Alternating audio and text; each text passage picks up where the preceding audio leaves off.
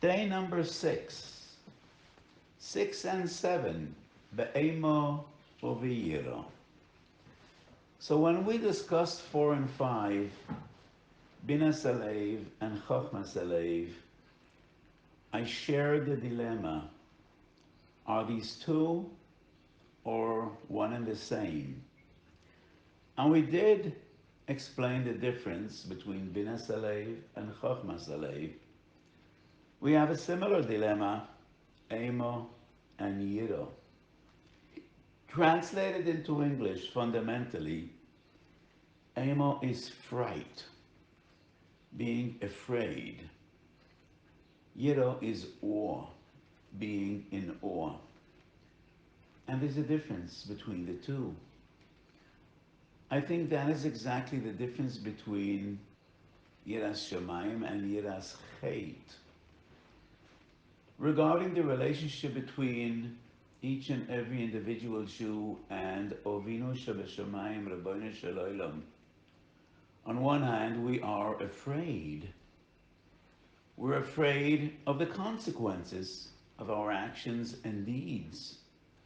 We are afraid to bear the consequences and punishment when a person goes astray.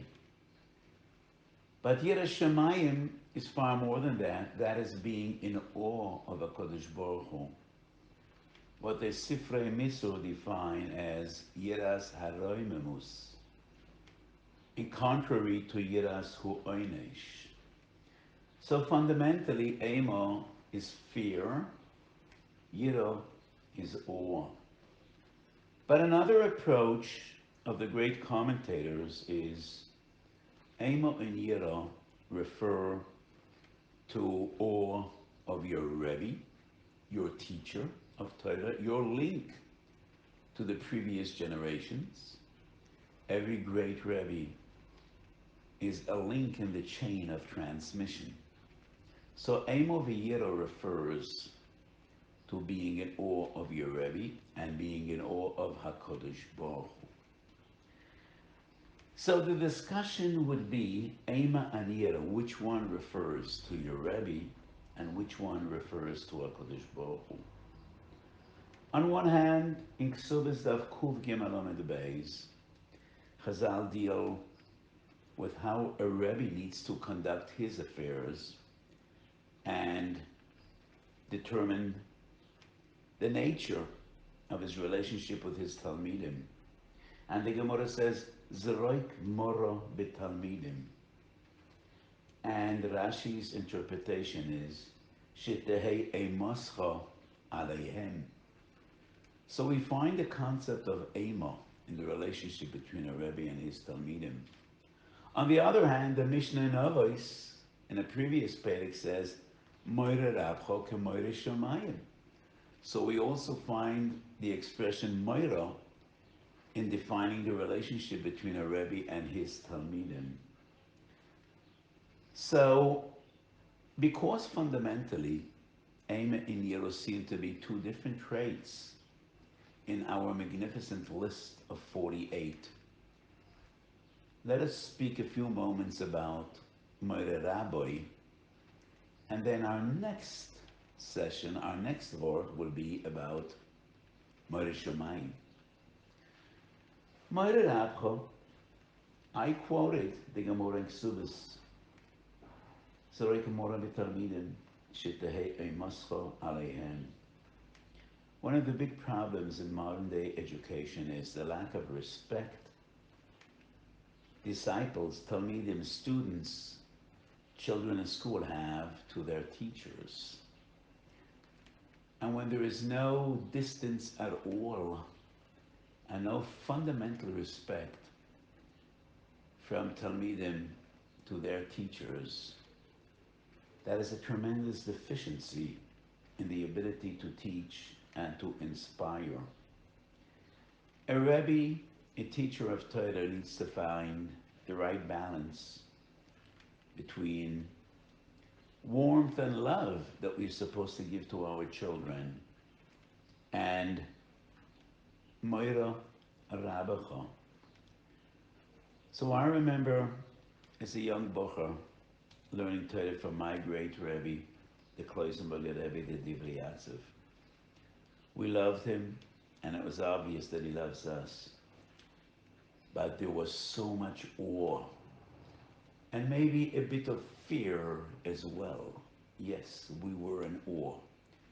We felt like being in the presence of an angel, being in the presence of the Kohen Gadol that came back to us after 2,000 years. That was the feeling.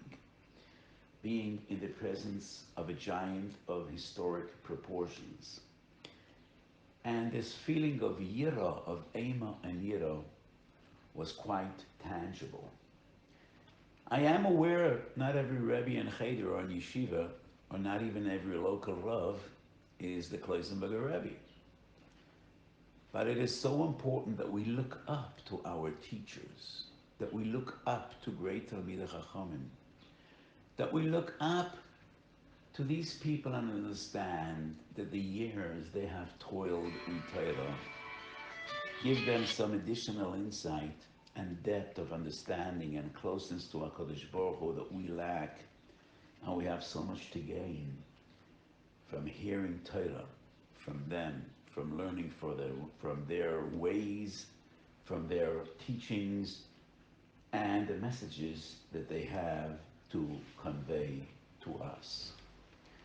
Many years ago, I accompanied Rav Steinman in his travels to America. I had a very special relationship with Rav Anna Leib Steinman, who was very different than the Kloisenberger Rebbe, but he was a giant in his own way, in his own merit. And he was a person of tremendous warmth. It was very difficult to be afraid of him because he wasn't menacing at all. He was such a loving, warm person with an angelic smile, a constant smile on his face. But I was in awe of him because he truly was a giant. And I traveled together with him to New York, to Los Angeles, to Chicago, to Toronto. And because 95% of the people that came to his drushes didn't speak Yiddish, neither were they fluent in Hebrew, in Ivrit.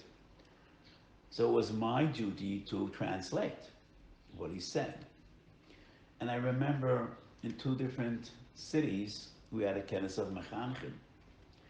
And Rav Steinman was asked, should a Rebbe play ball with his Talmidim? Should a Rebbe Bechlal play with his Talmidim? So we live in a changing world. And today in most schools, it is custom. It is everyday practice. Yes, Rebbeim play with the children. It brings you closer to your Talmidim and a level of warmth, of interaction. But Rav Steinman came from a different setting, different background, different mindset.